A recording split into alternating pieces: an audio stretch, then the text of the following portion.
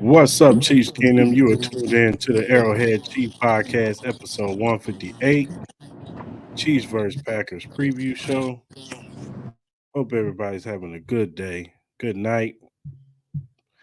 We got some things to talk about. We're going to get into this game, break it down. A few other things we're going to speak on. Let's talk Chiefs.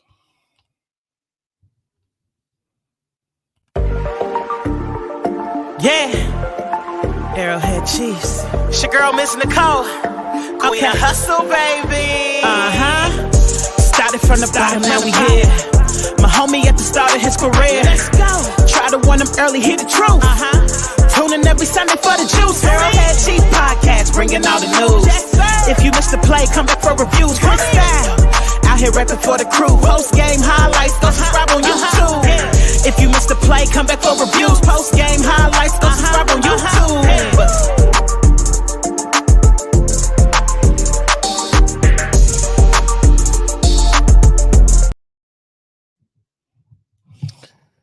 What's up, Chiefs Kingdom? Arrowhead Chief Podcast, episode 158, Chief vs. Packers preview show. Hope everybody's having a good evening. Break this game down. Sunday night football. Kansas City Chiefs versus the Green Bay Packers. Got Mark in here. What's going on, Mark? I'm out in these streets, I'm heading back so that way I can be locked in and everything, but other than that, all is good. Just another night in the valley. More Chiefs Kingdom business to talk about. So let's get into it. Yeah, for sure. Now, this is Patrick Mahomes' first time playing on Lambeau Field in the regular season, and it's on prime time. We all know the historic thing, the aura around Lambeau Field, from the Brett Favre days to Aaron Rodgers, and now we have Jordan Love. It still has that mystique, even with them being in a new direction with Jordan Love at quarterback, and them being a young team now. It looks like they're starting to get their groove going. They've been on a 2-game winning streak. The offense looks like it's starting to get its groove going, especially those receivers. What is your thoughts, Mark, on it being Mahomes' first time on Lambeau Field in the regular season? Realistically, Lambeau's lost his luster a little bit if you really think about it. I mean, we're hearing about the big names as far as like with Favre and Rodgers. That was the name it's supposed to be, and typically that was probably supposed to be the plan. But that all got derailed. When Rodgers made that move over to New York. So I mean, I get it. But even so, but look at it. I mean, it's definitely not a look-over game. We've seen how the Chiefs played against teams that had some kind of winning streak of some sort. So it's no game to look over. Still got to be locked in and take care of business when it's all said and done. It's another business trip. Do you see this as a trap game?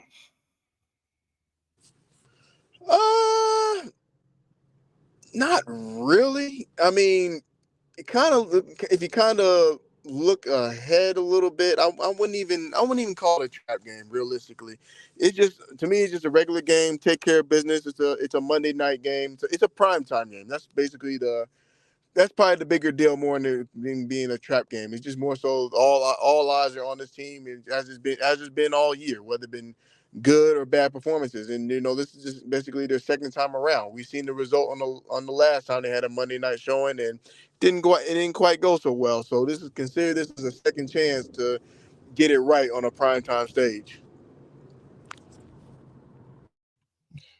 Yeah, I agree. I think the Chiefs will be locked in, especially like it's a Sunday night primetime game. Um, Andy Reid has history as far as the Green Bay Packers go. He was the offensive coordinator. He was the quarterback coach and the offensive coordinator in the Mike Holmgren days. And when Brett Favre was there, so he's got a little bit of ties with Green Bay. So he knows the importance of bringing your A game, regardless of how you feel about Green Bay. He knows that the importance of bringing your A game on Lambeau Field. And I'm sure he sees that the Packers have been playing good. They just beat Detroit on Thanksgiving, and we all know Detroit has a little bit of buzz going on. They pretty much have been turning their team around with Jared Goff at the helm and Dan Campbell over there. So I expect them to be ready to roll. I expect Patrick Mahomes to have a Patrick Mahomes game, and I expect Patrick Mahomes probably have his best game. Last week was probably his best game. I think he'll have a even better game this week, which poses the question. And I know I asked this last week. I was asking this question more so for Clarence, and Ty was here, but That's fair. but I'm gonna ask it again. Do you believe that this offense is fixed? Still hasn't changed. I mean, you gotta as much as you want to talk the talk, you gotta walk the walk. That's it's short and simple, short and sweet, simple answers for that to answer that question. It's just Patrick Mahomes. Just like we can say we want a Patrick Mahomes game, but a Patrick Mahomes game requires receivers to be on the same page and to execute more than anything. So I mean, I guess it's just another business trip. I mean, we know Kelsey's going to be Kelsey. He's going to do what he do, but just how this team responds coming off a team. Like we're talking about a team that's on a little winning streak. Last time they faced a team that was on a winning streak, I think it was Denver, and it didn't quite go so well. So let's see Hmm. if they can cool it. This would be an opportunity to cool a team off. That's the way I would look at it. Can they stop a team from potentially getting hot or getting into a hot streak? Because like that was one of the tests that they didn't go so well against Denver. I mean, and then now we see Denver become this big monster. Well, not big monster, but they got this 5 game winning streak and they were a part of it. So it's a chance to be able to end that real quickly. Yeah, I agree with that. Like I said before, I just think like they just got to keep stacking with this offense. They got to keep stacking, and keep this consistency going with Rasheed Rice, with Isaiah Pacheco. I know we're getting Kadarius and Jared McKinnon back, so we'll see if Andy could be consistent and feature Rasheed Rice, or was that just an anomaly and he was just forced to feature Rasheed Rice? Is he going to try to go back to doing the things that he was doing where he had too many guys on the field? Hopefully he doesn't. Hopefully it's just, more so Rasheed Rice, Justin Watson, a little bit of MVS. Um, I do expect them to try to get a touchdown to MVS since it's his return to Green Bay. Um, but I hopefully it's the Isaiah Pacheco and Rasheed Rice show. The Green Bay Packers are not that good against the run. Um, they play a lot of nickel and dime and a lot of 2-man fronts. So we should be able. This offensive line should be able to have his way with this defensive line, and we should be able to get some good runs off this defense. So I expect Isaiah Pacheco to be featured like he was last week, but have probably better production as far as yards wise. So you know that's how I feel about this offense. All right, what is speaking of Rasheed Rice? What is your floor for Rasheed Rice, and what is your ceiling for Rasheed Rice? I'm sorry. Repeat that one more time. It was going in and out. My bad. Can you hear me? Yeah, I can hear you now. It just went. It just went. I went to a cold zone, so it was going in and out. Repeat that one more time for me. I was just saying. Speaking of Rasheed Rice, what do you think his floor? You like if you can comp a player, what is his floor and what is his ceiling? Man, that's a tough question. I mean, I know he hasn't. I know he hasn't come close to even scratching the surface when it comes to the ceiling because there's so much potential in the kid. And I think this is probably like that rise. Like typically, this is how it's been over the last couple of years with the Chiefs. Mm-hmm. Usually in the second half of the season, like right around these weeks, this is where, as a team, they collectively start to find their groove. Um, Mm-hmm. his numbers last week, I would not be surprised if they were. If this is the way I'll answer it. Um, Going into this week, I expect it to be, if not even, it's going to be better. That's what I would expect. Um, I mean, the Raiders are the Raiders, but at the same time, you got to take care. They got to take care of business. And I think he's going. He's trying to make a statement that he could potentially be the number one guy. And we definitely take notice as far as I mean, like we said, week to week, analysts are on notice. The league is on notice, and his name has come up. We're not talking about. It's not a. It's he's basically. I'm not saying he is the Tyreek Hill. It's not because truth be told, Tyreek Hill is just a different animal. Hmm. But according to the way he plays his own game, he is on the rise. Right. So if we're looking at this week, I would say he would have no less than 75 yards this week.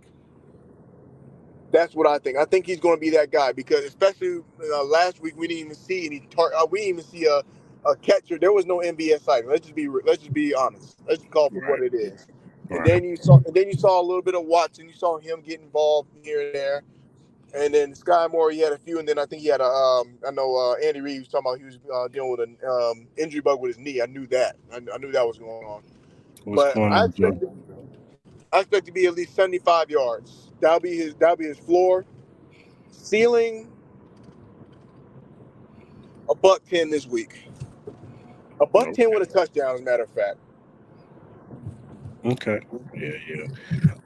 When it comes to Rasheed Rice, I hear you. I agree with you. You know, it's kind of hard to get a grasp on what his floor and what his ceiling is. Mm-hmm. Um, I think he could be a very good high end number two receiver, Mm-hmm. and if he develops correctly, I think he could be a solid number one wide receiver. Yeah. Um, not not a Tyreek Hill type, but maybe a I don't know, some in the middle, like a CD Lamb, Yeah, that's fair. maybe It's a just CD hard. Lamb. It's hard to assess with a rookie, and truth be told, he's still got a lot of learning to do. It's just He hard to does. He does. process that. He does, and there's some things that he does still need to develop, and hopefully, going into next off season, he'll work on those things. I see the kid, and he seems like he's a hard worker, and from what we've heard, is that Yeah. he's been trying to get some pointers from Travis Kelsey, and he's been grinding with Patrick Mahomes, so Mm-hmm. I expect him to bring that to the next off season. So. Yeah, I think it's like with him, it's just the challenging part about it is like I believe that typically receivers like that they usually have a, another go-to receiver to mentor. But let's just be real, we Chiefs really don't have that. Let's just call for what it is. What's It going just on, Mar? yeah, what's good. It's like he really doesn't have that, so it's kind of like on being like you're kind of having to be mentored by the quarterback himself because the Mm, fact that he's so good. I mean, Mahomes just knows how to put the ball into place and where it needs to be, and you breaking up.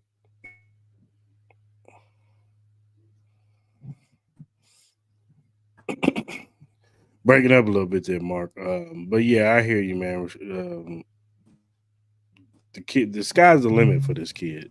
I think that like I said, if he works on a few things in his so it's game gonna in be the a next challenge. off season, yeah, I think in the next off season, I think he works on a few things, then he'll be all right. I think he could be definitely a high end number two. Definitely a high end number two. And it'll be interesting to see what kind of decisions they make. As far as if they if they want to pick up if they want to pick up anybody, or if it's going to be in a free agency. But obviously, we're still wondering about what they're going to do with Chris Jones and that contract. So a lot of questions to be had. That simple. Well, not Yeah, that simple, but it's just a lot of questions to be had. We don't know the mind of Brett Beach. not at all. Nobody knows the mind of Brett Veach. Um, let's talk about a little bit of Jordan Love, man. Now Jordan Love, coming into the season is his first year starting. There was all kinds of questions about Jordan Love. He's sitting behind Aaron Rodgers.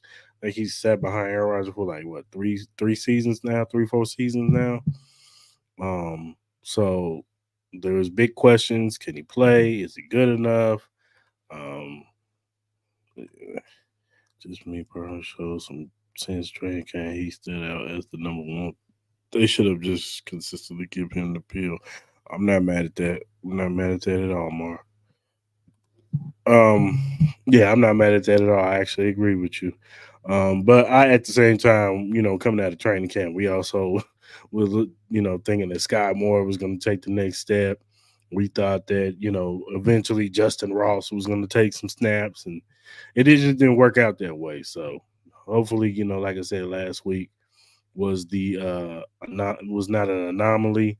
It's going to be the norm, and they're going to feature Rasheed Rice as the number one guy, and then Justin Watson, maybe MVS or Sky Moore, and then you sprinkle in a little bit of Kadarius Tony here and there.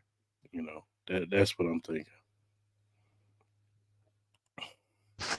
It's just Let's typically, I go. mean, it's just with MVS, it's been so much inconsistency. Yeah, I mean, yeah, I just call it for what it is. He's just been inconsistent. I mean, so we don't know if he's gonna catch the ball this week or not catch the ball next week, you're in the blender right or now. if he's going to get it. I mean, that's just been for the receiving core as a whole. It's been inconsistent. Yeah, you're in a blender. It's or even for the fans step up. Your mic going in and out. Okay, let me see. Is it working now? Yeah, Okay. Yeah, we just don't know what we're going to get out the receiving core. It's just unpredictable. It's like you're just rolling the dice and you don't know if you going. We don't know. yeah, he was dropping passes in Green Bay. I agree, but you could say last year it was like every other game. Like one game Yeah, he would be, you wouldn't see him, and then one game he would at least give you like three catches for 60, 70 yards. Um, and but I then he think would, but yeah, it comes to show. I think the pressure wasn't as much on him because they had Juju. hmm I just think that's what it is, and I think just these this receiving core and them having to handle the pressure now that they're under the microscope because we've never had a discussion where the receiving core of anything under Mahomes being under the microscope. The earlier years it was it was on the defense, and then I would say last year who would we say was on the microscope more? It definitely wasn't the safeties. I would say. I hmm think the safeties were probably under the microscope the most. But this year, being the receivers, everybody's under the assumption. We keep going to the same conversation. Are these receivers, spoil over the fact that they have a quarterback like Patrick Mahomes, or did we look at it wrong? So we have this expectation, that Mahomes going to do whatever he want to, but it just hasn't panned out that way. I think our expectations might have been too high for some of these guys coming into this season. We thought Sky Moore was going to take that next step, you know, Mm-hmm. and it just didn't happen. He just didn't develop into the player that we thought he was going to be. And it wasn't just us; it was outsiders, going into that draft. Remember, Sky Moore was a name that just was popular. He Yeah. was popping up everywhere. You had scouts and insiders and guys who watch film and stuff like that, talking about how Sky Moore, Sky Moore, Sky Moore. So he had a lot of hype, and then once he didn't, cash in on that hype, it didn't work out. It's not worked out. I'm gonna say it didn't work. It hasn't worked out thus far. You know what I'm saying? We'll see. You know what I'm saying? I think in this microwave age, we want these players to be instantly good, and sometimes some guys develop at a different pace. I'm not saying Sky Moore is Devontae Adams by no means, But the first few years of Devontae Adams, people didn't think he was going to be a number one. They didn't think he was going to be a number two at that matter. Green Bay wanted him out of there because he was dropping passes. He couldn't barely get separation when he first came into the league. Like he had to learn to be the great receiver that he is. So some guys develop at different paces. Just how patient is the front office is going to be, the coaching staff, and then the fan base has to learn to be patient. At the end of the day. It almost feels like, is it going to be like the same where he's going to get the Clyde treatment? Because this is year two for him, and he's had his issues and miscues and most where he's missed. I mean, obviously the biggest one was Denver. With the lack of Yeah. execution, but that was a whole team effort. Let's call it for what it is. Right. But it's going to be interesting. I mean, he still got a few more games to go. I mean, let's Right. call it for what Right. it is. I mean, there's been plenty of receivers that have disappeared in recent history, and all of a sudden they showed up. Like Sammy Watkins, for example, he's one Right. where Right. had had a great week one, disappeared weeks 2 through 17, and then showed up in the game in the biggest stage where it mattered, and then it just took off from there. So I mean, who knows? I mean, it could be a different mode. We don't know. Even in the like the earlier years when they got their first and everything, Damian was kind of quiet, and then he just blew up in the playoffs. That's really Hmm. really what happened. So And I would and say just and kind of and show to say, show a little grace and let's see what happens. like, even with the new, like in New England, like Julian Edelman he was good, but he wasn't great in the regular season. Nah, Like he made plays when Tom needed him, but Julian Edelman turned up in the playoffs. yeah, definitely. He was that guy you still had on watch no matter what. He was the big. I mean, obviously they had Gronk too, but when they had that chemistry with Gronk, and if it wasn't Gronk, it was Edelman because just how what he was able to do in the slot and just he just gave people fits. Yeah, I agree. Like Yeah, I Mars agree said, with I'm not that. going to down Sky too bad. I also feel he hasn't got a chance to get into the rhythm. He showed up in the AFC Championship game after all the receivers was down. It's in him. Yeah, yeah, I agree, man. Like I just think that we just gotta be patient with Sky Moore. Like Yeah, if you want to criticize him, I'm not going to sit up here and tell you not to, but I'm gonna try to be patient, a little bit more patient with Sky. Hopefully he can build like what I saw for him against the Raiders. If he can continue to just stack games like that to build his confidence, I'm okay with that. yeah. If he can give me 3 to 4 catches for 40 and 50 yards a game going forward, I'll take that from Sky Moore right And we might have to come to acceptance of that. I now. believe every team has those kind of players and everything where you can't have the expectation of having like 5 or 6. Sometimes they just might need 2 or 3. And Hmm. the Ravens are in that situation where they have Bateman over there. You know what exactly are they using for? But he'll make 2 or 3 key catches in the game, and that's Hmm. maybe all the expectation we can have a Sky Moore. That's a possibility. Right. Yeah. Yeah. We'll see. We'll see. All right, man. Let's talk about back to Jordan Love. Like I said, Jordan Love, he is the replacement for Aaron Rodgers. And he's been, sitting behind Aaron Rodgers. Was it about 3, 4 seasons now? Something like that. Yeah, because he would He still be on his rookie contract, so it had been about 4. 4 years. I think. Look, when the first year when he played us, when Aaron Rodgers was out with COVID, he looked like a deer in headlights. He looked like he Yeah. was clearly not ready. And that was back when our offense was not playing good. Aaron Rodgers, Patrick Mahomes was kind of going through that slump. Hmm. Um, but because he was so bad, we won the game. um, Actually, Patrick Mahomes actually snapped out of it after this game. Um, but then last year they had played the Buffalo Bills, and they got kind of blown. They was getting blown out by the Bills, and they put him in. They put Jordan Love in, and he looked like he had took a step forward. Yeah, He made some throws in that game. And I was like, okay, I'm kind of impressed with what I'm seeing. But at the same time, it's like it's garbage time. They're not really playing, 100% real starter sitting out. 100% defense. And then he did it again in the Philly game when they played Hmm. Philly. He looked pretty good. And I'm like, okay, maybe things are finally clicking for this kid.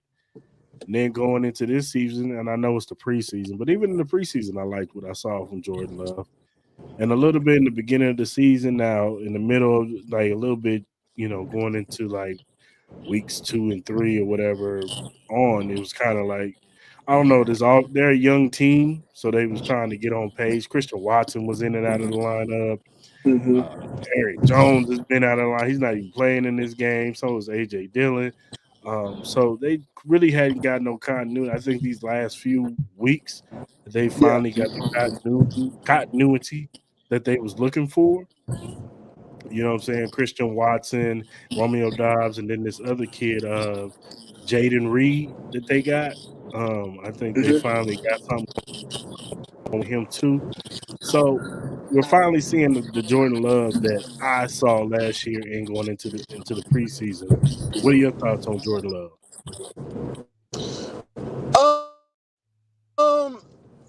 I would say, I mean, kind of analyzing it, I think the most important part of it, though, is that, yeah, they're trying to find that continuity, but I just think between the coach and quarterback, and that relationship is so important because we've seen the good, we've seen the bad, we've seen the ugly. I mean, obviously, the top tiers are right now at this point is the connection with Mahomes to Reed. You're seeing a little bit with Hurts to Sirianni.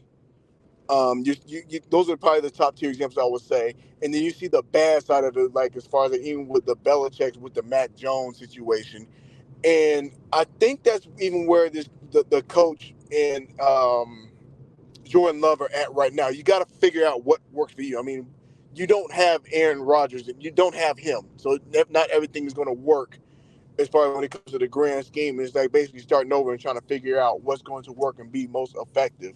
And they had a long streak where they could not even score at all. It was like a streak where it was like 6 straight quarters or something like that.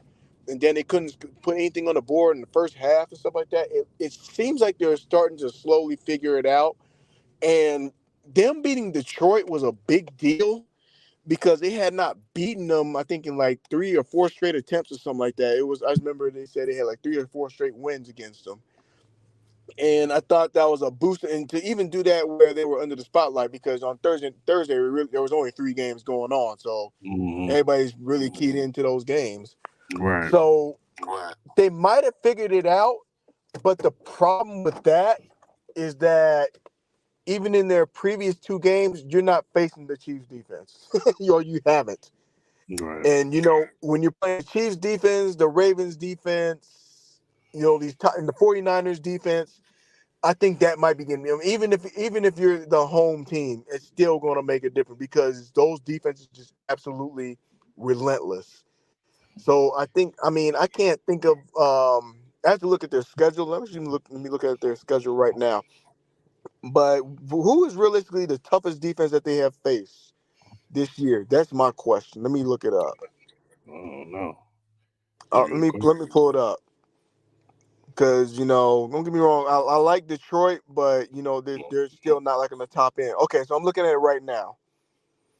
Okay, so I agree. I'm looking at it. I mean, even in their conference, I mean, I really don't, or not their Mm. conference, but their division. I'm really not impressed as far as with their division, as far as who they have. I mean, it is what it is. Yeah, I mean the So let's see. Vikings. Okay, so they had the Steelers on the road. Mm, So you get to face the pressure of TJ T.J. Watt. Watt and company, and then the secondary on and off. And then they had the Vikings, who's not even close. I mean, they lost to them, and then the Saints, who are up and down team. I have no idea which defense you're going to get that week. Just Right, looking at their schedule, right? I mean, right now in my face, this will be the toughest defense that they have faced, hands down. right. So I mean, the Steelers they've always had those front four that would go at you and get at you. The secondary is kind of on and off. And I would say mainly because it's part of that anemic offense. I mean, the defense is on the field for so long typically, but the this defense though, I would not be surprised if they went back and had one of those 3 to 5 sack games. I would not be surprised at all because the pressure is definitely going to be on. And the question is, how will Jordan Love be able to respond and deal with that? The corners, I mean, it's been a couple of weeks since we've really had a key. When the Chiefs have not played like an elite receiver, I would say, because they Hmm. faced the Tyreek Hills, they faced the Devontae Adams, they faced obviously with the Eagles, as far as dealing with AJ the AJ Brown, Arthur Browns, Smith, yeah.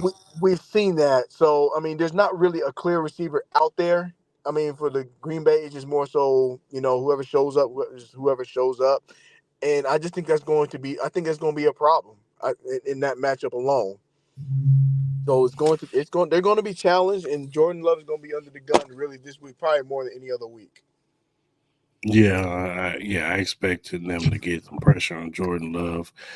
They have a very young offensive line. Um, so this will be his biggest test Mm-hmm. um, against this line and against this defense. Period. Um, I expect Spags to throw some stuff at him to try to confuse him, to see if the kid can respond to him. Yep. You definitely have opportunities to try to get some turnovers off of him.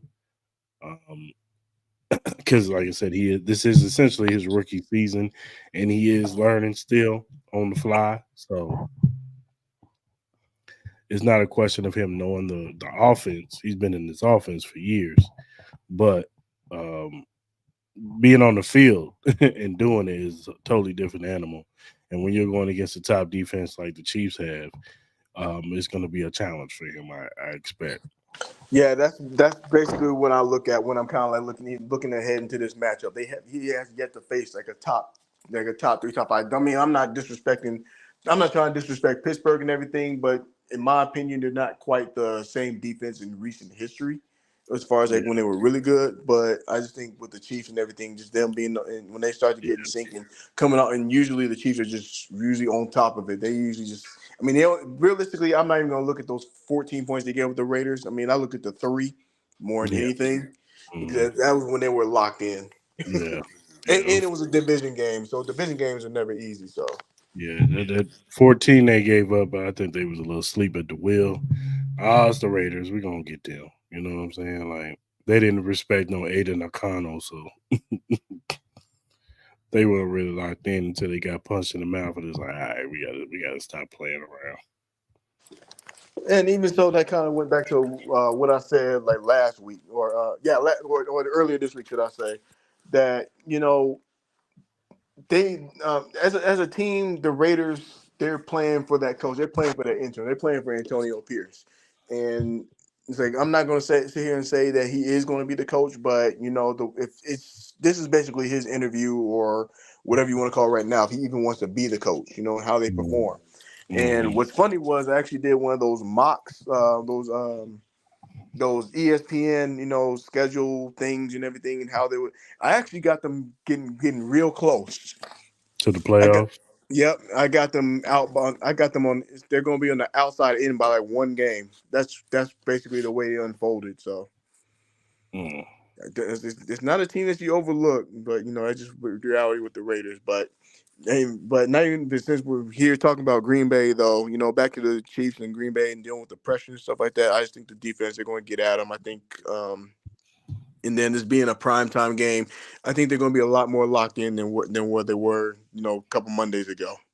Coming off the bye week right. and even so, everybody was into that conversation talking about, well, Andy Reid never loses, off a bye and all that stuff, and having home field. I think it's actually going to be good for them to be on the road for this go around for the Monday night game too. Yeah, I agree. I think they're gonna be a more alert. I think if this game was an Arrowhead, I think you could talk about a trap game because they'd be a little bit more relaxed. Exactly. I think they'd be a little bit more like, oh, they coming to us. But then them having to go on the road and go to Lambeau Field, and this is Patrick's first time in the regular season playing on Lambeau Field. Yeah, I think he's gonna if anybody's gonna be ready, he's gonna be ready. Yeah. I think Trav is gonna be ready. I think the team is gonna feed off of that energy on both sides of the football. So Mm-hmm. and I think they're gonna go out there and try to prove a point. Like this offense, we back. We you know what I'm saying, we were here to complement this defense and be a complete team and show the world that we still the Super Bowl defending champions. So And they're playing. They still have number one seed in their minds too. I mean, mhm. let's not act uh, foolish about it. Let's be real. They know that's in their mindsets and everything. They're still right there in position, and even the Ravens are going having a bye, and so they're going to be in position to take it back as early as next week, mainly because of their conference. So this team will be focused and locked in. It's just a matter of them just putting the pieces together. I think they'll be just fine. Yeah, for sure. For But sure. I like the fact that they're on the road this go around. Yeah, me too. I agree with you. All right, man. Just recently, the Arizona Cardinals released Zach Ertz. Um, I know the Chiefs run a lot of three man tight end sets. 13 Mm-hmm. personnel. So, uh, and then Blake Bell, he's not the guy that he was a couple of years ago.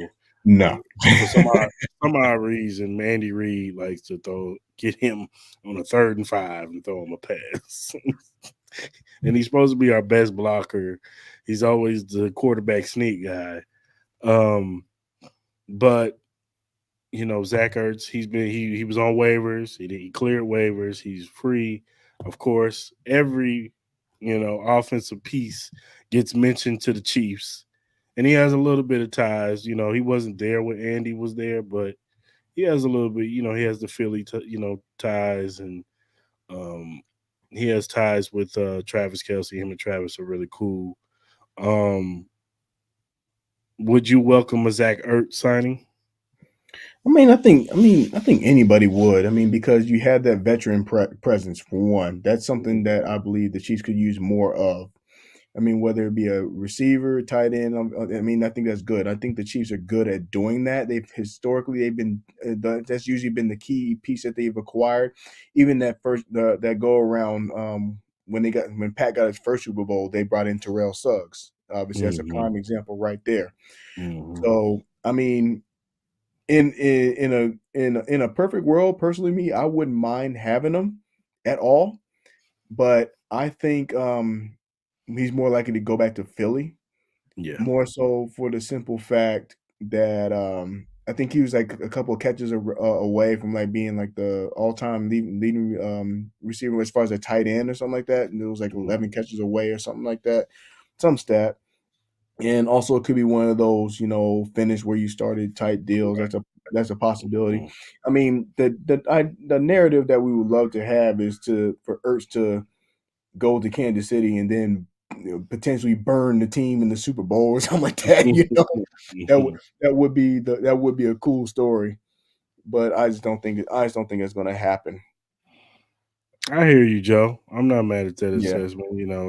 We already having issues trying to get these guys in. So, no, I hear you. I hear you. I mean, the thing about Ertz is that if he bring him in, we just ask him to be better than Blake Bell. Just be better than Blake Bell, bro. You know what I'm saying? On a 3rd and 5, we got 3 tight end sets, and we send you on a route, man. Just be ready to catch the ball, because Blake. I would say this though, even if the Chiefs were to sign it or even entertaining it, it actually kind of speaks volumes as far as like the confidence they have in the receiving core. That's just what I Yeah, feel, yeah, to be honest with you. that's true. I'm just being honest. That's It's true. like, you know, we know Ertz can catch the ball. He understands coverage and where to get open and find the soft spots in the zone, stuff like that. Mhm. So it's like we can say we're good all we want to, but you gotta look at it from that perspective too. Say, would you rather have the veteran that knows how to find those soft spots and shown consistency and doing it good team and bad team, or are you confident in the group that we got? And truth be told, let's just be honest. I mean, I wouldn't mind the extra veteran leadership in that room as well. I Yeah, wouldn't mind it. I would welcome it too. I'm not mad if we get Zach Ertz, but I'm being realistic. I agree with you. I do think he'll probably go back to Philly. I know his wife plays soccer. She just Yeah, retired. he They retired. live. She lives in Philly, so I could see them. It just be an easier transition for him to just go back to Philly. Hmm. The other team I could see him going before, just if he wants playing time and he wants to get snaps, is Baltimore Yeah, because that's. of Mark Andrews' injury. Hmm. I could see him going to Baltimore and possibly being that safety blanket for Lamar Jackson. So I can see that. They said Buffalo. I don't see Buffalo. Buffalo still they No, get Knox back and they got Dalton Kincaid. Buffalo got enough pressure and enough stuff they got to worry about. I Buffalo mean, need to go see what's up. I know he's injury prone. They ain't gonna see what's up with the old boy Shaq Leonard from the the Colts that Colts, just got cut. They ain't gonna yeah, see to what's up play with to him. replace Milano Yeah, for at least the time being. see what they got with him. I would say, At least he can step in. I mean, if he can stay healthy, he can step in and help their defense out a little bit. well, I'm gonna call this out on the Bills. The only way they get in is if they beat Miami Week 18 in Miami, and I think they would have to beat us too. that's gonna. It's, I mean, they don't even have to beat the Chiefs. To be honest with you, in that situation, I think they're gonna be right there on the fringe. I'm basically calling it right now, and saying that Sunday Night Football is gonna be the Bills in Miami. That's what's gonna happen. It, On that it's night, it only makes the most sense. I if mean, they're still in playoff contention, yeah, They, I can they see will be. I got them coming down to the final week, and that the Bills are going to have so much because I think it's going to be that it's going to be one of those windows like if you depending on how you see who's going to be what and where everybody's going to be positioned, that could be the deciding factor where we have three teams coming out of the north or even in the south. I mean, the Colts, they're one of those teams that's on the fringe. We don't know that what they're going to do. I mean, they've been undercover, but they're still in position. Pittsburgh, I mean, we don't understand it. The stats don't. I mean, they finally got past 400 yards. They said it was the first time they were able to accomplish that since 2000. No, 2021, which is I don't understand how you had a coaching job doing that long. And then obviously with the Texans and stuff like that, they're one of those teams that's on the fringe. I mean, they got cooled off a little bit, but I think they'll be fine as well. yeah. But I just think the Bills are basically the wild card to decide how this whole thing comes out. I mean, they got a tough schedule, and they're not the only one. The Ravens got some tough games ahead, and I could They have see to play them San potentially Francisco being and a Miami. four, maybe even five loss team because they still got. I think they still got. They got 49ers. Yeah. They got Miami. I think they still got to play. Hmm. Um, I think do they got to play the Steelers again? Usually they play them one more time late. Hurts. Hmm. Yeah. Um, yeah. The Ravens have a hard schedule down the stretch. They do.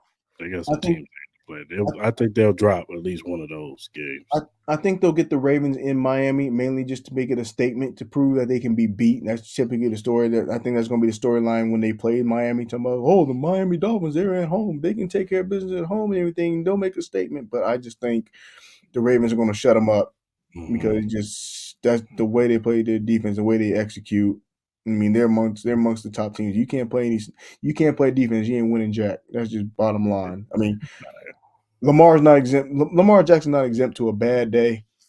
I mean, it Hmm. happens, but I Yeah, think he's going to get the best of him, and especially with Miami, I think people are going to really understand the absence of Jalen Phillips. That's a big blow for him. yeah, man. I saw that clip of him, man, when he got hurt, man. Oh, That was rough, that man. was tough. Because you could just see it. You could just see it in his face, man. He knew, like he was like, "Man, I think I popped my Achilles, man." And they was like, "No, Hmm. you didn't. No, you didn't." He was like, "Yeah, Don't man, say I think." don't say that and Yeah. everything. He I'm was like, like, nah, "Nah, you man, I know. think I popped it." And then he started crying. I was like, "Oh man, I know that hurts." He was like, "I was hooping too." Hmm. He was balling though. He was balling. It was a contract year too, man. He'll get picked up. I mean, the kid's Yeah. got a mean drive. With just Mhm. watching him, it's like you watch him play. It's like he's definitely a valuable asset and part of what makes that motor go as far as on defense. Glad you popped in. No, you good. You good. I mean, if I was able to show up even on the road and everything, I mean, I'm glad you were able to be present, even if just the last half of it. But like I was saying, the Ravens, I think they're going to take care of Miami. They're going to lose that. I think they're going to lose to the Niners though, because I think that's a road game too as well. And I just think the Niners though, When they're stacked, man, when they're healthy and rolling, they're the best team in the league, man. this this 49er and Eagles game will shape up everything. I got the Niners winning. I strongly believe it because here's my take on this. If the 49ers go in there and beat Philly, they will be the number one seed. Yeah, And people gonna ask, well, how will they be the number one seed? Philly gonna lose to the Cowboys, I think they're gonna mainly lose to because the Cowboys too. mainly because the Cowboys are at home and they don't want to get embarrassed. And Dak, I mean, Dak Dak has is been. playing on another level right now. You got to say it. Say what Hmm. you want. I know he played some bad teams, but yesterday that was going to be a typical Cowboys loss yesterday, Hmm. and Dak would have thrown like 2 picks. He would have been the reason why they lost that game yesterday. But he Hmm. was the reason they won that game. Them in the defense, of course, Michael Parson, he made some key stops, but Dak was the one of the main reasons why they won that game yesterday. So I got them beating Philly too. I think Philly goes on a 2-game losing streak. Yeah, I think when it's all said and done, Philly will be the two seed. And then the Mhm. 49ers, I mean, I'm sitting there watching, because I know we were talking about it early in the week, them being disrespected and the home teams and all of this stuff. I think the 49ers, I mean, I don't think, I don't, and I say that the biggest thing to me is that how will Purdy handle adversity? I don't think there will be any. I think the 49ers will get off to a fast start and it'll be hard to Yeah. recover because that if you take advantage of the Philly's slow starts and you just basically beat them in their own game, just continue to maintain the second half, you're going to get them beat. Yeah. And it's going to be a rematch in the playoffs. I just call for what it is. That's what's going to Of happen. They're the course. best teams in the NFC. Yeah, I agree. I agree. But Yeah. I do see Philly going on a little bit of 2-game losing streak. My only concern about that is that people are going to start talking about. I mean, it's no secret though. The top four teams that everybody's basically been calling out is 49ers, Philly, Chiefs, and Ravens. Yeah. So everybody want to see. I mean, the public. I would say majority of the public wants to see a rematch. 49ers and well, they want to see either rematch first. They want to see 49ers Chiefs or 40 or Chiefs Philly. That's what majority of people want to see. The problem Mhm. with that, and this is what I've always said, the game that everybody typically wants, it never happens. Never. Because even last year, everybody was expecting Chiefs 49ers again, and then that went down the drain real at the end I of the first expected, quarter. but once Brock got hurt, I was like, oh, here comes Philly. Hmm. Those are the games everybody want. And then the Raven, and then of course everybody want to talk about the Ravens, but not everybody. I mean, we've seen the history as far as it with the can the Ravens beat their own history because Yeah. sometimes they be beating themselves. They have the last time they had home field advantage, they lost. They lost basically that very second round. Mhm. Didn't they lose So to Buffalo? something like that. Where Some was it? team like It that. was either Buffalo or Tennessee. It was Tennessee, Tennessee Tennessee. because that was our first year Yeah, we went to the Super Bowl. So it yeah, was it was Tennessee. Tennessee. It was Tennessee because I was like, heck yeah, we gonna whoop That Tennessee. was that was the path to home field. That was the path to home field advantage. Yeah, And then right. and then they ended up playing Tennessee in that final round. Hmm. When the mini comebacks they had to do that year. You're right, right. All right, man. Who are some of the key players in this game?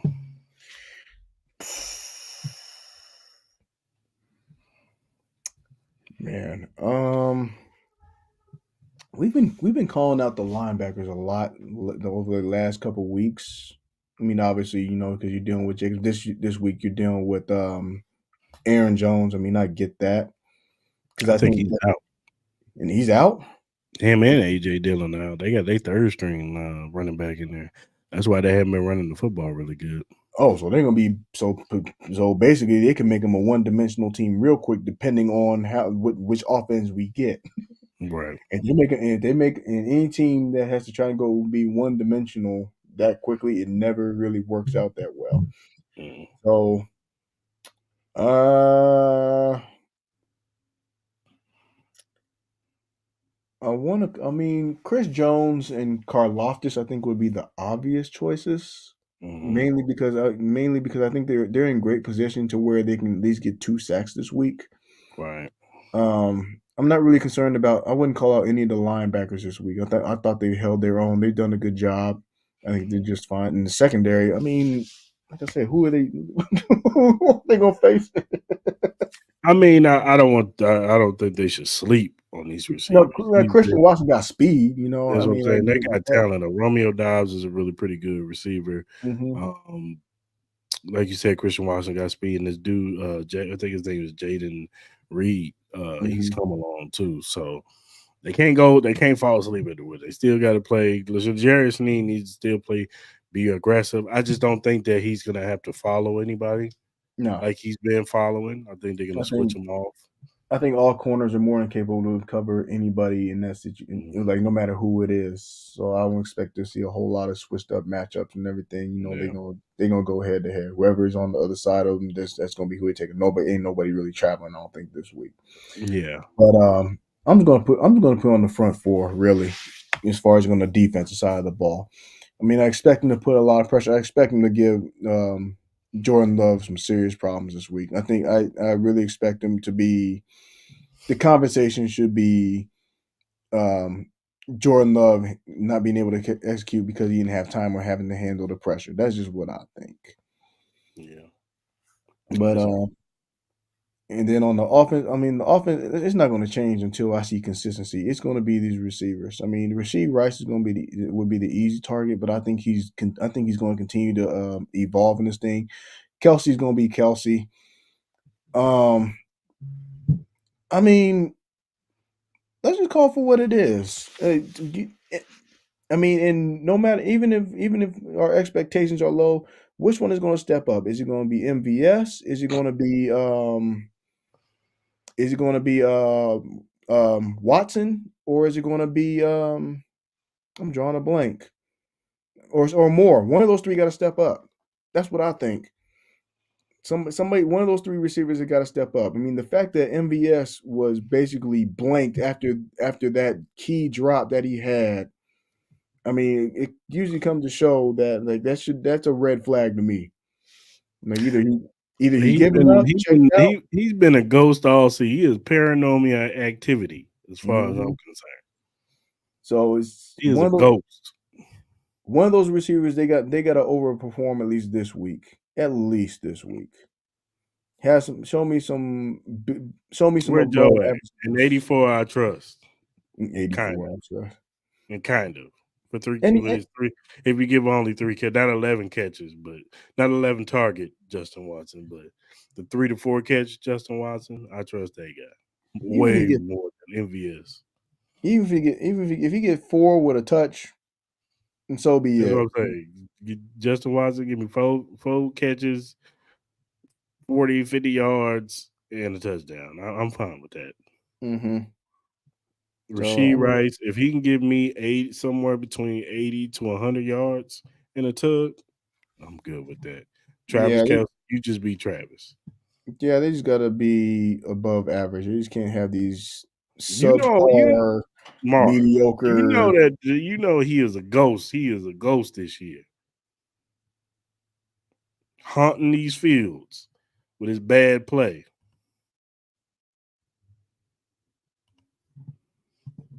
So yeah, Yeah, he's got to do something.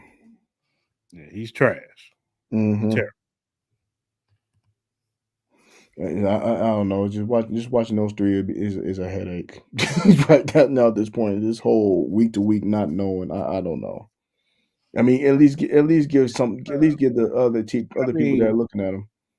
Joe, he was getting triple team most of the game, and He, he's getting triple teamed, and also like I mean, we've seen a few uncharacteristic things with him. It's like we've seen some the fumble was uncharacteristic. bad. I ain't gonna lie, the fumble was bad against Philly. That was bad. Mm-hmm. But yeah, don't get excited. The 11 catch stuff, the 11 targets that they was doing at Philly, they need calm that relax on that one. 4 to 5 targets for Justin Watson. That's it. Mm-hmm. That's it. You putting too much pressure on that guy. Yeah, they got to do something. Yeah, they need to relax. My key players: Isaiah Pacheco. Green Bay Packers are a terrible run defense. Run it down their throats. Tire them out. Let that offensive line throw these defensive line around. Can we make coaches a key player? Andy Reid, run the football. Because But real throw this talk, defensive line around. They are at the end of soft. the day, at the end of the day, it's up to him. It's like, as far as what he wants to do. He better not, Mar. You never know. Andy might.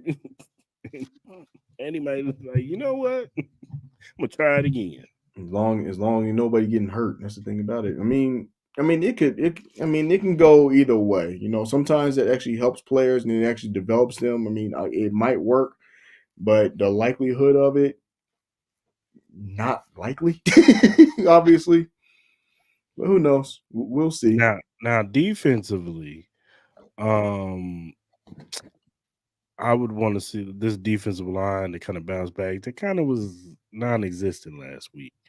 Yeah, Uh, I think they only had one, maybe. the one sack with George, but Yeah, even just that, one. what I'm saying, that was kind of like, but still, I need a little bit more pass rush. I need a little bit Yeah. more pass rush, especially against this offensive line. They're young. Chris Jones should have his way. Chris Jones have his way. I need George to do his thing. Mike Dana. I need some more from Charles Aminu. I think Aminu. I saw the comment earlier, Mark. I don't know, man. Charles been kind of, other than that one game when he first came back. Yeah. I ain't really noticed Charles like that. Like, need him to pick it up. You know what I'm saying? I want to see the Charles that was in the 49ers, man. Like, I'm not saying he's bad. He might be just trying to round up back in shape. I get it. Hmm. But That's a possibility.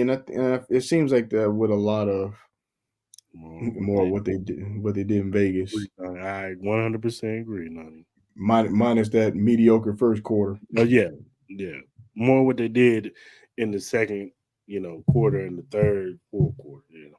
Run it through their mother. Man, you need to calm down with the. And You know, you, I actually expect Travis Kelce to actually have a big game. I don't think Trayvon Walker can cover Travis Kelce like that. that's Even if if mismatch you no believe way. that Travis Kelce has taken a step back, I personally just think that he's been seeing a lot of more double and triple teams because defenses are just saying, look, y'all gonna beat us with these receivers. And Hmm. just last week, Andy was like, all right, we're gonna feature the kid. We're gonna get the kid the ball because he's got playmaker ability, yards after the catch ability. We're not just gonna give him the two catches that we give him in the first half, and then just sit him and just have him run cardio the second half. So I expect him to do that again. Yeah, Jair Alexander probably will be on Rasheed Rice, but Most likely, yeah, the thing about Jair Alexander, I think he's one of the top corners in the league, but he's as he kind of should be. small. But he's a small guy, and Hmm. I think Rasheed Rice can possibly take advantage of some of that with his size. Um, There's no secret. We've seen them match up even with Justin Jefferson. We've seen yeah, it. We've yeah, seen he them. locked him down. But the thing about Jett is that as great as he is, you can take him out of the game. You can rough him up. Yeah, You know what I'm saying? If you rough him up a little bit, he kind of checks out the game. Just like how L'Jarius Sneed was roughing him up before he got hurt in the fourth quarter or yeah. towards the end of the third, or whatever you want to say. He was roughing Justin J, and Justin Jefferson don't like that. He don't like getting hands put on him. He's not a physical receiver by no means. Hmm. So I expect the same thing. Yep. Beast mode style.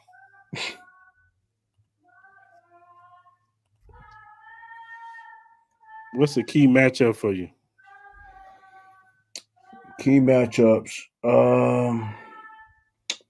Let's see here. Man, that's gonna be tough. I mean, because it's not really anything that's interesting. I mean, I'm not trying to discount as far as the ability of a Green Bay. I mean, there's a reason why you're up there. I would say,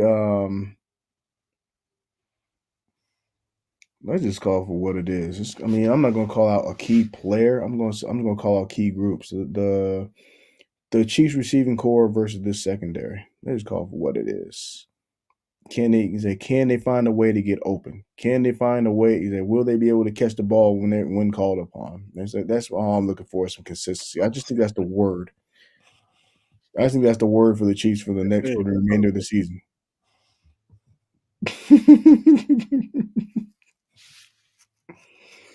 It's like the Chiefs receiving core versus the Green Bay secondary. yeah, I just want to see them get open and execute, and then get Pat another. It's like another 300-yard game. Get him back to Pat. It's weird looking at the passing numbers, and he not even top five. That's crazy to me. That is beyond crazy. yeah, no. Jay is questionable to play. He's gonna play. He don't play. They're always questionable. Then they miraculously drank the Michael Jordan juice from Space Jam, and they out there playing all of a sudden. He is basically a backwards Anthony Davis thing. Every game he a game time decision, then he don't play. Not the AD strain. And then the NFL, these guys they actually play. They game Yeah, time decision or whatever they gonna play. Questionable they gonna play. man, he gonna play. Now, if he lasts, that's a different question. But Mm-hmm. he's gonna play. All right, Mark. Chiefs on offense. If they want to win, what do they got to do? Show variety, balance, balance with the run. Don't abandon it. He's got double digit carries. Must happen for Pacheco. That cannot change. No, not be afraid to implement the running backs. I would like to see him go start get more passes beyond the sticks though, because they've been throwing the ball behind, and they're depending on their yak yard. They've been yak yard dependent. I mean, it's not necessarily the worst thing in the world, but it's almost become expected now, where you're starting to see some of these corners cheat up a little bit and expect that. Um, I mean, just have good balances. Just this week, is a show them the run, showcase the run. Don't be so predictable, and execute on and keep doing what they were doing on 3rd and 1s. Is like that. That was the blueprint. 3rd and 1, run. Run forward, Do not not run do this. backwards. Not yeah. I ain't scared of their defense. Yeah, They I'm do not. got some guys that can pass rush though. Preston Smith and Rashawn Gary, they're pretty good pass rushers, so they'll be interesting. But I am gonna put on Chief on offense. This offensive line, they got to Mm-hmm. keep those Preston Smith and Rashawn Gary. They got to keep them off of Pat. Give clean pockets. And receivers making plays, man. We need receivers making plays. Of course, Isaiah Pacheco getting his touches and getting him going. But these receivers need to make plays when called upon. Tony is our AD. Catch the damn ball. Plain and simple, Nani. No, I hear you. But yeah, I would say this offensive line and these receivers get catching the damn ball when their number is called. Stay disciplined. I mean, keep the penalties low and everything. They've done a much better job with that. Obviously, with Jawan Taylor and Donovan Smith. They've been getting picked on and stuff like that, but they adjusted well over the last couple of weeks. I mean, Yeah, it wasn't as bad as it was like in the first three yeah, for first three sure. weeks. Chiefs on defense. What do they need to do? Blitz, get to Jordan Love, make him force him to absolutely be one dimensional. Make him throw the ball. Put the pressure on Jordan Love to have to make perfect throws against this secondary. I mean, it should be a feast. I mean, Chiefs need to flip that turnover margin, because I know they got so caught up in all these fumbles and a lot of these pat interceptions and everything. They gotta flip their number. I gotta look at their plus minus for their turnover numbers. So it just starts with the front line in itself. I mean, get some sacks or get some turnovers. There should be they should have at least 2 turnovers or 2 sacks somewhere. That's or two. That's what the number I'm looking at. I mean, typically when you have that plus minus on the right side when it comes to the turnovers and everything, you clearly win the game. But that's just what I want to see more of. They've been very quiet in the turnover department. Yeah.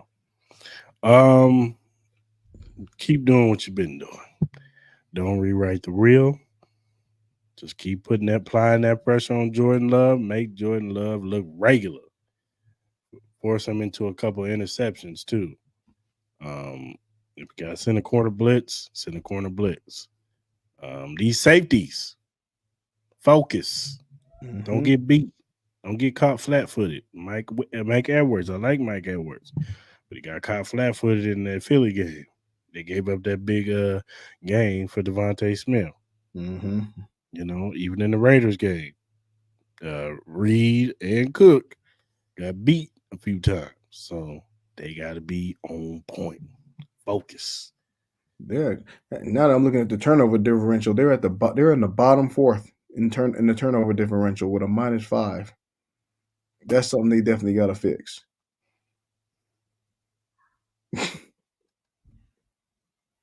All And right. this, they got to fix that turnover margin. I mean, if they can figure a way how to bounce it out and get it closer to zero, that's just who they are. I'm not saying they're going to be the perfect team every single week, but to be on the bottom, to be on that bottom tier when it comes to forcing turnovers is usually not a good formula, considering the fact that they got a top 5 defense. Right. That's a little weird because you just look. I mean, if you look at some of the other ones and everything, you look at the Pittsburghs and everything, they're at a +11. You look at the San Francisco, they're at a +11. Even Dallas, they're at a +8.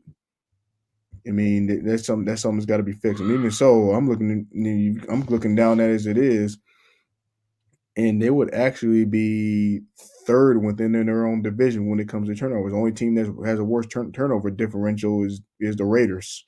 That's within their division. Yeah. So fix that number. Get on the right side. I mean, if they can get a +2 on everything, that will get them out of that bottom quadrant when it comes to turnovers. Yeah. Yeah. I mean, we Yep. get turnovers. We just don't get a lot of picks. We get fumbles. That's what we do. Trent McDuffie, he's leading the league in forced fumbles this year with 5. So we get fumbles. We just don't get interceptions like that. And the thing about it too is that part of why those turnovers are so key is that you got to look at it from this perspective. One of those key interceptions cost them the game, basically, and that was in week 1. Yeah. And you That lose, was, you that lose was those. more on Tony. That was more on Tony. That wasn't on Mahomes. Yeah, it was, but at the same time, it's the turnover is a turnover. No, it is. And then the Denver game, which was clearly their worst game, that was just awful. You just don't win football games. I mean, having 3.5 is just bad. Then they ended up with what, 4 or 5 that game. Mm-hmm. That's the killer right there. So they got Yeah. they got to basically create and say find ways to create turnovers and everything. For them to have this defense this talented and to have that low in turnovers, that's just kind of unusual. Yeah. Yeah. Hopefully they pick it up. Yep. What is your score prediction, sir? Uh, I honestly don't see Green Bay. I mean, I don't know what the weather's going to be like down there. I mean, I'd imagine About 37. They said it's going to be 37, but yeah, with pads going to be 50 something like that. So it's going to still be ideal. Monday night game. Yeah. They finally got to the 30s last week. The key is how much do I believe in these receivers?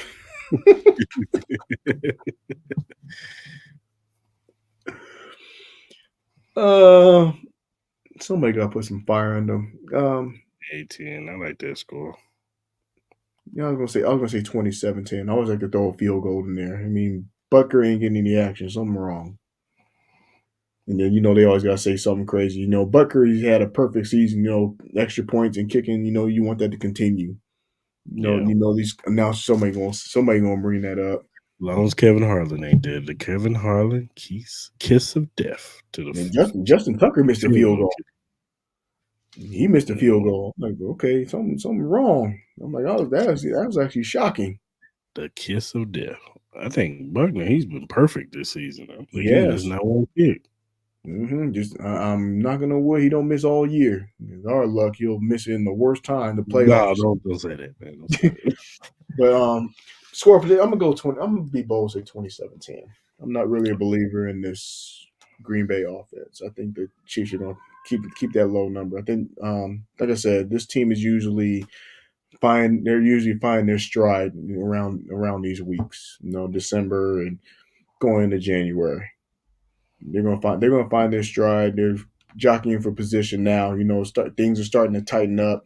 I'm not really concerned about all the other teams. I would say just the only other team that you really got to be concerned about maintaining is just the Ravens. I think the Mhm. Miami, they'll slip up a little bit. They still got to prove they got to beat good teams. They still got a few on their schedule. Ravens, Mhm. although they still got good teams, they'll do just enough to where Right. they won't slip anything lower than two.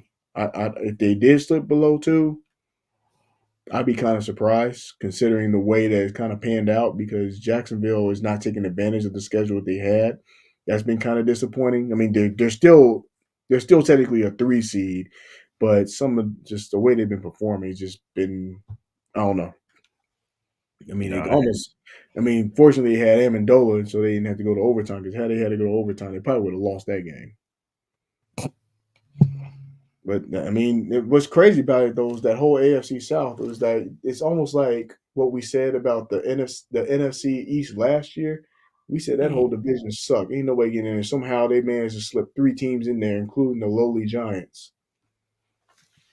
And now you're in a situation where the AFC South could have 3 teams in there.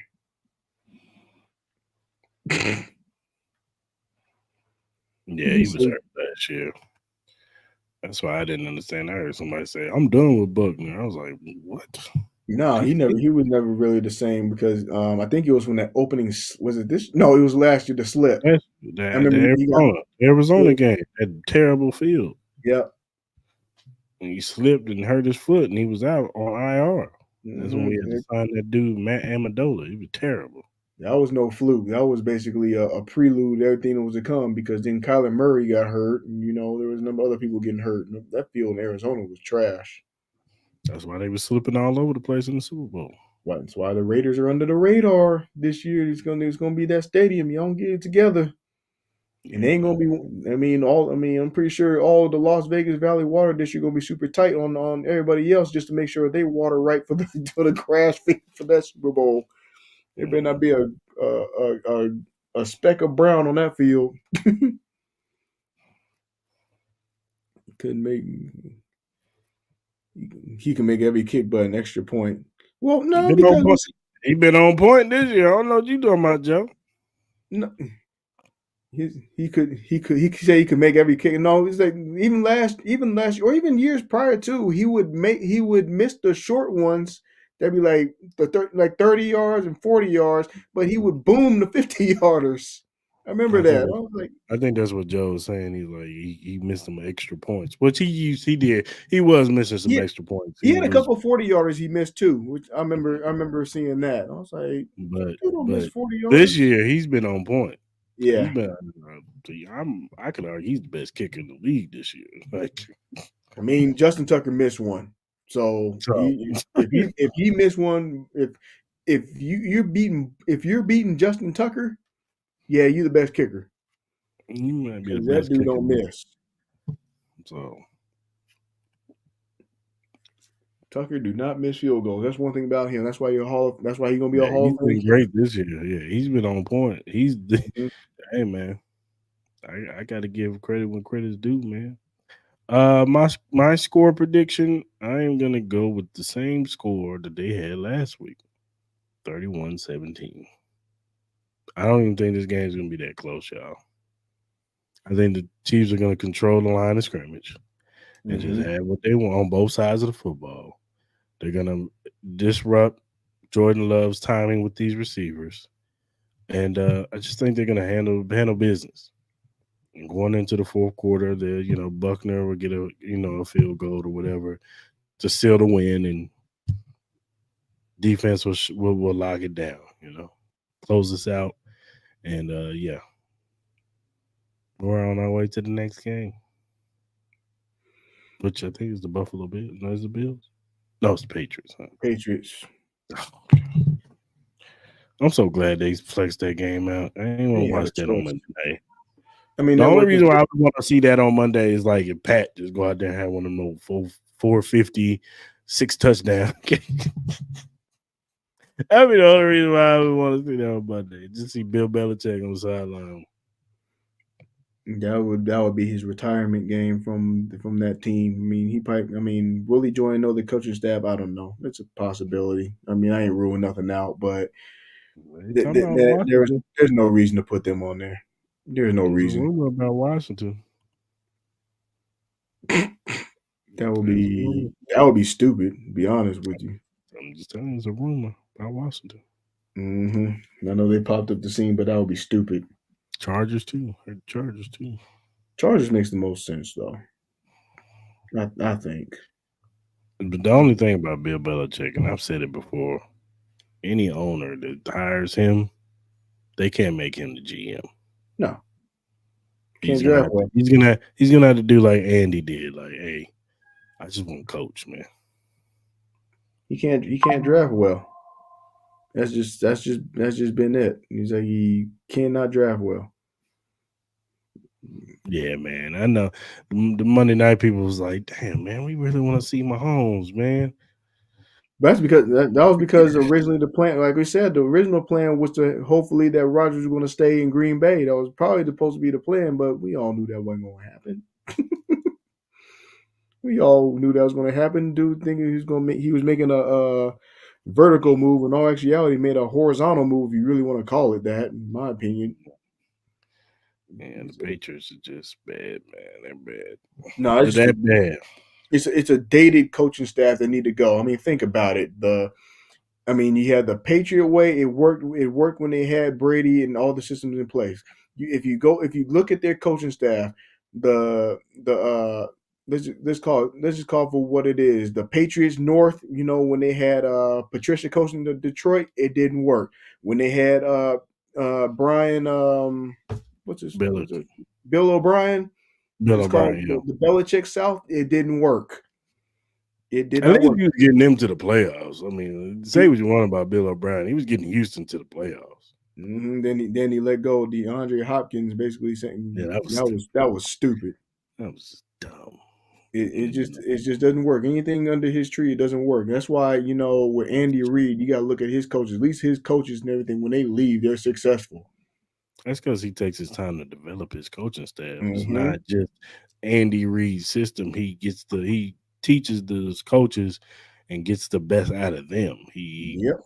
What I'm saying, whereas in Belichick, it's all me, and then they try to take his persona and take it somewhere else, and it's like, yeah, that don't work over here, player.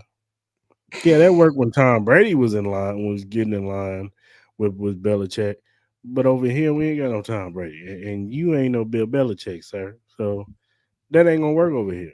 Now you Pat got the Patricia, you sitting up there acting like you won something. No, you won a part of the staff of the Patriots. now everybody You, feel like they've sir, been are lied to terrible. because everybody making Bill Belichick the villain when in all actuality it was the Brady. You would just stop. He was the one that you just couldn't get past. And then, um, yeah, it's all bad. Joe Judge, terrible. Tried to do that Belichick stuff. You suck. Yeah, that's the Belichick East in the Even NFC Charlie side. Weiss and Romeo Crennel and all those guys. I think the only one that was actually a decent coach, and him and the owner just weren't on the same page, was Brian Flores. I actually think Brian Flores is a good Yeah, coach. I just think that Steven, whatever what's his name, Steven Jones. I just think down he in wants to be. Miami. I think he wants to be Jerry Jones so bad, but he's not. Who wants to be Jerry Jones? That's the question. But Why? I mean, a lot of owners look up to Jerry Jones because he's got the personality. He's part of the Dallas Cowboys. I know for lack of better term, I know we shit on the Cowboys, but people they do want to be like Jerry Jones, and he is the biggest voice as far as owners go. When he says something and he wants something done, it gets done. I think the only Boom. other person that has a big voice, I think Clark has a big voice, but especially now that the Chiefs are winning and then Yeah. they're winning Super Bowls, I think Clark has a big voice. Robert Kraft has a big voice, but Jerry Jones has the biggest voice of them all. hmm Yeah, he has the biggest voice and the most wealthiest voice of them all. That's what he has. They just call it for what it is. And Jerry Jones just need to shut up with some of the stupid stuff they be saying. And At now, least, he's feeling good about himself. Now they be Philly, he's gonna be insufferable, man. I mean, they're gonna. This is what's gonna happen. He gonna get excited because they're gonna beat Philly the second time around. They're gonna beat him at home, and then the truth gonna come out when they get to the playoffs. Don't let them get that But number one seed. who, Dallas? I Mhm. would not be afraid of Dallas at all. Don't let And them the get that and the number one biggest seed. reason why, I'm just saying, as far as their fan base, they gonna. and they're gonna face the same old disappointment. Like I've been saying. I mean, the biggest problem that I have with the Cowboys, and I don't understand how come it's yet to be fixed, is that their team is never poised when it matters. We've seen this team blow it time after time situationally. I don't understand how they have a head coach that has that much veteran experience, but yet they just team in crunch time situations, they just look lost. 49ers are more poised, the Eagles are more poised, and they have a younger coach. That's the crazy part about it. I will say this: yesterday they looked poised in crunch time situations. Because, like I said, they should. Last year's Cowboy team would have lost that game because of everything what you just said.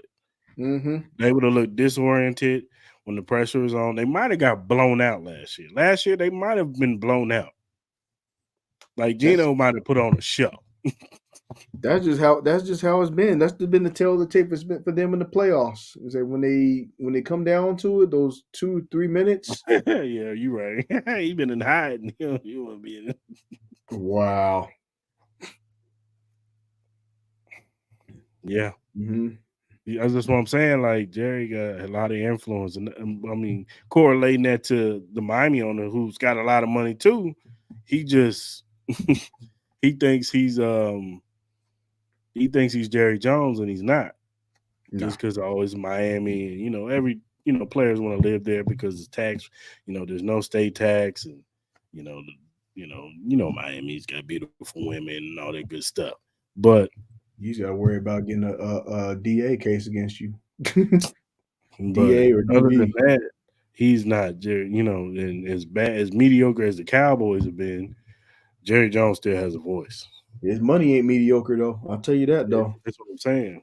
His Yeah, money Kraft ain't ain't Kraft ain't broke, but the no. Patriots suck now.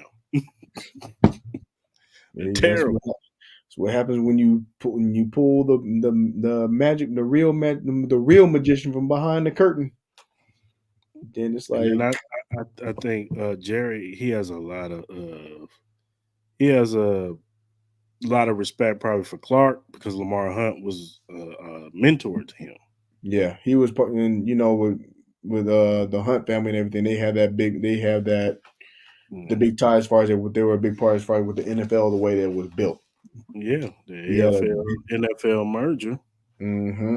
but they from That's that's Texas. that's when we were joking around. Said this dude got a trophy named after him, couldn't even touch it. Finally, we did that. You know what I'm saying? So hmm And then I mean the other side of it too. I mean, it would be kind of cool especially for the Chiefs to win it this year. One, for them to go back to back. That'd be the obvious compensation. But obviously, with the recent passing of Norman Hunt, that would be the icing on the cake. And then oh of yeah, course, and then the oh goat yeah. conversation. Yeah, he's another one that's trying to be like Jerry Jones because they say he's very hands on, and that's the hmm problem with the Panthers. Just if you're an owner, just pay the football people to do the football stuff and just get the hell out the way. Just sign the checks, man. That's and why I like then Arthur Blank. smile, wave. When you get the AFC West hats like Clark Hunt, we smiling, we waving. Hey, we won the AFC West, even though we do that every year. You know, That's why I like Arthur Blank. It's like even so you'll see his face every once in a while, but you don't see him doing this sideshow and that's why I like the coming with Philly on. these I like the and then Philly being Philadelphia's on. and then be in the situation room where he has nothing to do. And you don't do all that. That's what you pay him to do. Like, go on Dave, somewhere. Dave Tepper got up on that podium. Yeah, we was going to take C.J. Stroud, but I wanted Bryce Young. I don't understand. I don't understand why even. I mean, I don't care how bad of a team the situation is and everything. That wasn't not going to get fixed in a year. Like, get No, serious. That's really. I agree. I agree. What did you want Frank Wright to do? I mean, you are, and then on top of that, they gave up DJ Moore, who was easily their best receiver. So I'm like, what did you want them to do? You can just give more picks to get the top pick. You can just trade more picks I mean, instead of look, giving up a player. I mean, if the expectation was to win the South, which really isn't a badge of honor right now at all, that's going to be a default. But I'm just saying, like, Because I mean, the person that should be in the hot seat, the person that should have been in the hot seat the most, I think that should have been probably more close to getting fired is probably the Saints coach because it's theirs to lose, and they're just not taking care of business. Dennis Tampa got Allen a is better horrible. chance, huh? Dennis Allen is not a good head coach. He's a good defensive coordinator because Mm-hmm. that defense is really good when they want to be. They're inconsistent because their offense is inconsistent. I mean, they got really a part. They paying a part time. Well, they paying a part time quarterback running back money. Well, not running back money, but it's weird. I mean, they're just doing some weird stuff down there. Derek Carr is so inconsistent now, and he's so up and down. He can get you 400 yards and 4 touchdowns one game, and then he'll give you 120 yards and 4 interceptions. Like, I mean, it wouldn't have been like that. I don't think he would have been like that if he was still a Raider. I don't think it would have been. yeah, I possibly, don't think, I don't think it would have been that bad. But possibly, but it's they just I don't they like. don't know what's going down there. They don't know what they want down there. They gotta Them get is- that quarterback thing right. They got pieces. Chris Olave is a very good receiver. Yeah, he is. That number 22, I don't know his name, but he emerged last year. He's a weapon. Alvin Kamara, like, Oh, he stay out of jail. Stop beating people. I mean, yeah, but I'm That's just why I saying said. when he's on the field, he's a weapon. He's an explosive weapon. Like, That's why I said the best quarterback probably right now in that division is who? that's Tampa's a quarterback right now. oh no, we're not doing that to Baker Mayfield. Do we have a choice? He's not getting no praise. He gets no praise on this show. Do we have a choice though? Bryce Young ain't nowhere near. No, it's New not his Orleans, fault either. New They Orleans is a need giant mess, they need to do an overload on that offensive line for Bryce Young next year. and Atlanta just need to blow up whatever experiment that they're trying to do. So that's what I'm saying. Is like, is No, it they just really need to get a Mayfield? quarterback. I'm gonna tell you right now. If I'm They need to Atlanta, get a quarterback. if I'm Atlanta, I get on the phone with Chicago, and I'm like, Yep. "What y'all need? What do you want for Justin Fields? Because Justin Fields need to get out of Chicago. Mm-hmm. They need to blow it up in Chicago. They need to get rid of that coaching staff. I don't like Everflus, whatever his name is. Eberflus. Yeah, I don't think he's a good head coach. He does nothing. What does he do? What does he do? He's supposed to be a defensive coordinator. His Get defense is trash. I know what he does. He gets Justin Fields hurt. That's what I do. I blame him. Exactly. Send Justin Fields to Atlanta. Get him a breath of fresh air. He got weapons out there. Kyle Pitts, Drake London, Bijan Robinson, they Joe wasting Boy. they're wasting his talent down there. Yeah. So I have no idea what they're doing in Atlanta. That's why I said, like I said, who's the best quarterback in the South? I'm like, it's a possibility as much as None we of don't them. want to. We don't want to. Taysom Hill. That's the best quarterback. And then I ain't paying him quarterback money. That's the crazy part about it. It's Taysom Hill. They structured his I remember hearing about it. They had his contract structured extremely weird where it made absolutely no sense. I was like, that must be a New Orleans thing. Nah, they need to run. They need a guy who can run. Kirk Cousins actually is an interesting question, though, as far as Kirk what happened. Cousins would be good like the Patriots or something. If you want to Oh, stopgap dude for the Patriots, go sit him there. I hope they don't do that to him. Not coming off of Where else he gonna go? He can go back to Washington. Well, I actually like Sam Howell. Actually like Sam Howell.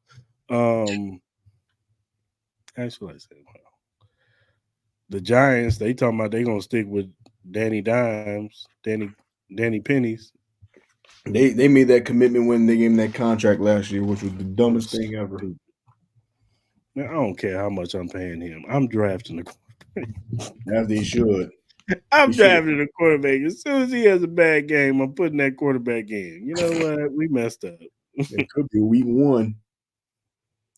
Yes, but no, because of that tear, and he's an older guy. Like if he was young and had that tear, then yeah, but he's on the wrong side of 30. What an AC was it ACL tear or Achilles tear? I think it was an ACL. I think. Even so, Bears deserve to have True Biscuit back. I'm just saying, man.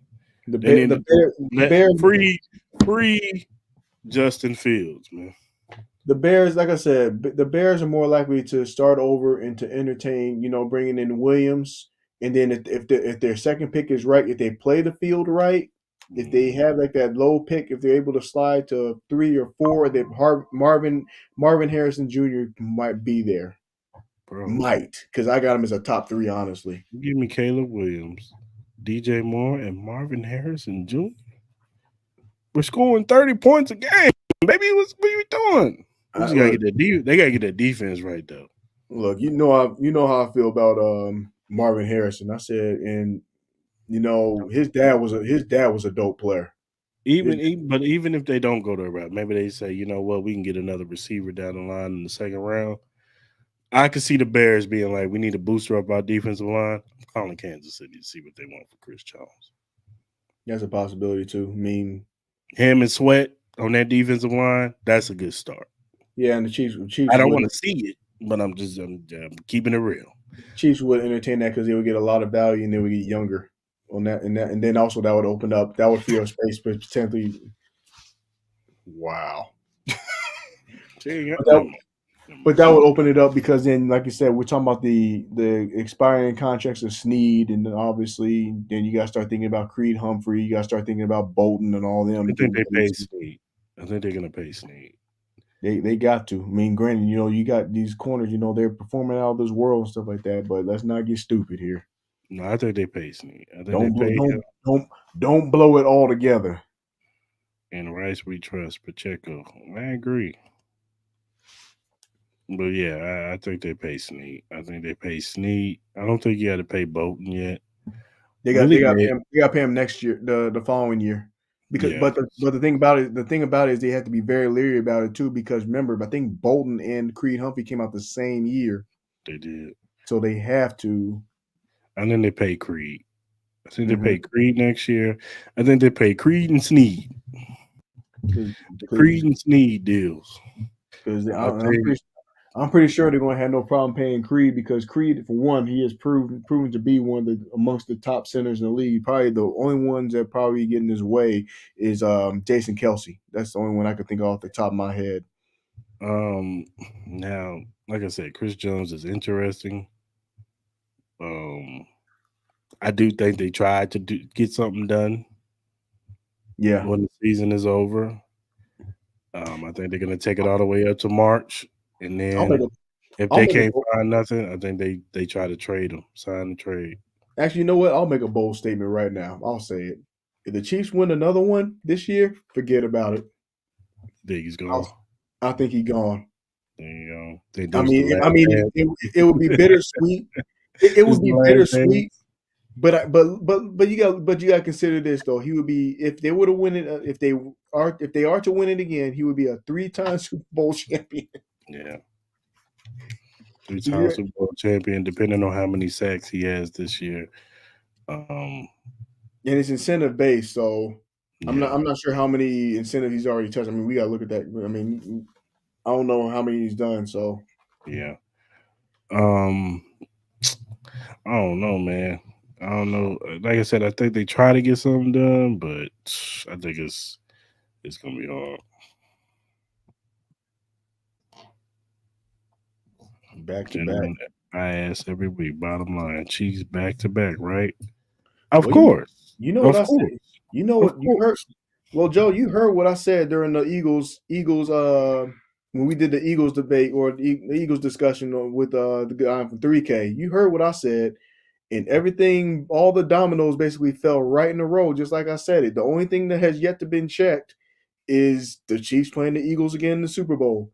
So if that happens, I could basically say I called it back in week whatever it was, week 11. And we can take that clip and I'll probably hang it somewhere, just me saying it in this room or whatever. I hear you, Mark. Like this, they did fumble. I probably fumble the bag this year. But if he gets a big deal next year, then they look like the best Yep. agents. They look like the best. I Oh, you mean, got the Cowboys and the Chiefs in the Super. Actually, that was my Super Bowl pick. I ain't gonna lie to you. I did pick the Cowboys to get in there this year. until I see Yeah, situations in the playoffs, I'm not a believer in it. I just can't. Now, I I'm hear not you. saying it can't happen, but yeah, right now I just cannot. But and also just the 49ers, I just going if they have to travel to them traveling to San Francisco, I just cannot see them beating them in San Francisco. I can't see it. Man, the only thing that can kill San Francisco's momentum is the injury report. That's it. That's what's gonna keep them out of the Super Bowl. The damn injury report. If Debo Samuels is out, Kittle, all that. If they out, then yeah, Hmm. you can forget about it. But if they're healthy going into the NFC Championship game, they have a very good shot at making it to the Super Bowl. And that was their problem last year. They made it to the NFC Championship game and got hurt. The main thing got hurt, and that was their quarterback. That was the point. I mean, they had staggering injuries. That's all it was. And then McCaffrey, he injured every single year, so it wasn't no surprise. I picked Cowboys. Cowboys. The Indians. All right, Joe. Jesus, we got sponsors and stuff over here, man. You trying to get us I canceled? kind of, I kind of hope. I mean, I kind of hope it's not the Cowboys. You know how annoying that would be out here in Vegas. Oh man, You know how I kind annoying of that do would want it to be so when Patrick Mahomes spoils their their day when we I know it's beat gonna that be. ass. I mean, it's gonna be crazy. Whatever. I mean, if it's the Chiefs and whoever and everything, whatever Chiefs going stuff is going on that week, 9 times out of 10, we gonna be there. Yeah, 9 times out of 10. Because hey, it's the experience. With it, you never had a Super Bowl in the city before. I never even saw the day coming, so it would be surreal. it would be. It would be. But whoever the other opposing team is, I don't want to hear it. It's either gonna be San Francisco, Philly, or the Cowboys. Yeah, give me San Cause Francisco. cause don't give me Detroit. They're not ready yet. No, inexperience is going to kill them. They're going to be a first round knockout. I'm calling Yeah, it now yeah. because it's going to be like. Remember, did you watch that game last year when they played Buffalo on Thanksgiving? I think it was it was Thanksgiving Day, and they Mhm. were so close to beating them, and then I was at work inexperience watching the game. Yeah, I remember that. I was mad at inexperience Jared Goff absolutely killed because them. I'm like, dude was wide open. You Hmm. should you should have hit him. He would have. Yeah, I would have won. When he missed that throw, I was like, yeah, it's over. They're gonna lose. The moment was too big for them, and I think they're going to have the same problem. I mean, they're taking the next step. I mean, at least they're They going to make are the taking the next playoffs. step, but it's just this that when the expectations are on them, I've noticed this year, um, they lost. Other Hmm. than the Chiefs game, and let's be real, they didn't win that game. We lost it. Kadarius Tony lost us that game with the And muff. hot hands. Yeah, but yeah, uh, they got blanked and beat the hell up by the Ravens, and then this last week they lost to Green Bay really bad. So Yeah, I They did not didn't see. look, and then they didn't look good against Chicago. They should have lost to Chicago the week I didn't before. see that coming. Them losing to Detroit, So or Detroit losing to Green Green Bay Bay. I didn't see that coming at all. build back to the Giants. No, it Nah, depends on how they feel about Dayball. I don't think Dayball's the that's too problem. soon. I don't think They, Dayball's the problem. nah, I still get Dable another year, and I think. I mean, if he's You the one that's trying to say Daniel giving Jones, you giving him Danny Dimes, man. Like or he didn't want him. no, You but setting him up for failure already. unless they have conversations and then make some kind of crazy trade for Josh Allen. I don't think Buffalo would do that. But Yeah, I if mean, Buffalo do that, they stupid. but Buffalo And missed their unless they're like bumping, we're going to get Caleb Williams. Unless Buffalo's Buffalo. like we want to get Caleb Williams, I think Caleb Williams like I am not playing in Buffalo. It is too damn cold. I think this year is just basically proving that Buffalo has missed their window. That's what I Or they think. go, or they go get Drake May. That'd be the only other person. Maybe Michael Penix or Bo Nix. Now, Bo Nix in a Patriot uniform makes the most sense to me. I will Bo, say that. Bo was like 40 years old, man. He'll be in a Yeah, Patriot uniform. that man's It like just sounds like a Patriot player. Bo Nix Bo is like Nix. Bo Nix is a 7th-year senior, man. Mm-hmm. This is why he playing so good. He playing with kids out here, man. He the new Chris Winky. Yeah, man. He old. No, he like 25, but still, that's still old in college. Old as hell. He gonna be 26 by the time the draft comes. Yeah, that whole what happened was that whole Alabama Patriot hookup. It didn't work out the way where it was supposed to, and it just Mhm. been the downfall. Yeah. Mhm. All right, man. Let's go ahead and land this thing. And the only way to land it is glitch energy drink, baby. Woo! Shout out to Glitch Energy Drink. Glitch Energy Drink offers a wide range of delicious flavors to suit everyone's taste preferences, whether you're into fruity flavors like Maui Punch and Cherry Bomb, or prefer something unique like Blue Smurf and Grenades. There's something for everyone. Glitch Energy Drink is not only great for gamers and workout warriors, but also for everyday people who simply need a boost of energy. It's a healthy choice that you can feel good about. You can find more information and purchase Glitch Energy Drink at glitchenergy.com. Remember to use the promo code AHChiefPod. Get 10% off your purchase. Start enjoying the benefits of this delicious and energizing drink. Shout out to Glitch Energy.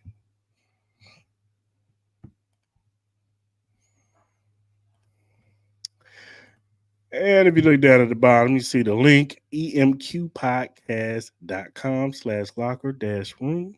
If you click on that link, you see the locker room access of all the podcasts under the Every Morning Quarterback umbrella. They got a Patriots one, they got a 49ers one, they got a Jets one, and they got ours, Arrowhead Chief Podcast. Click on the banner. You see all of our recent to past episodes. You can get caught up and you can listen to the latest ones while you're on the road, while you're working out, all that good stuff. Go ahead and check their podcast out. They talk about everything league wide. They even talk about college football. They give you betting tips for the week. So go ahead and check them out at their on their page every morning quarterback, or follow them on all social media platforms. EMQ Podcast. Shout out to every morning quarterback. You ain't got to worry about them getting flexed out.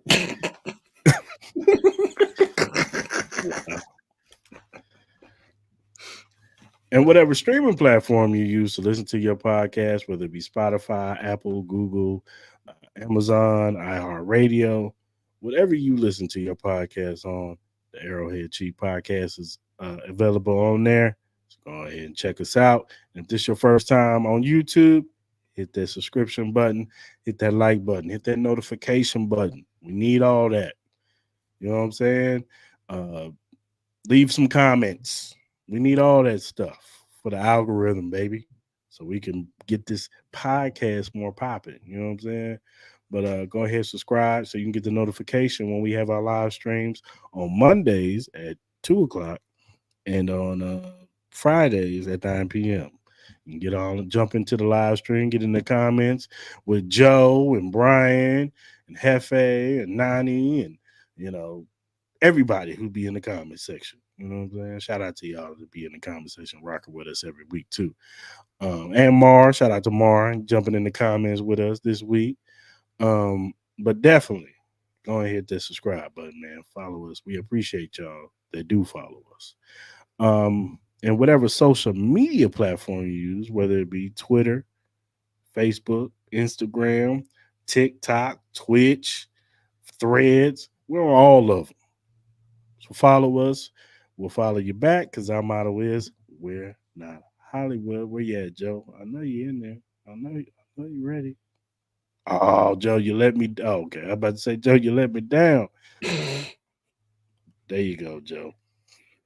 You must be But delayed definitely, watching the definitely, game. but definitely follow us. We'll follow you back. Give us critiques, feedback, topics y'all want to bring up for the Chiefs. You know what I'm saying? Uh, Anything, hit us up, man, and we will shout you out for the questions that you ask or the topics that you want us to bring up because we want to give you the best Chiefs content that we can give you. You understand?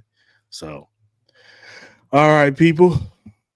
Till next time. See y'all Monday for the recap after we get this dub. Go Chiefs.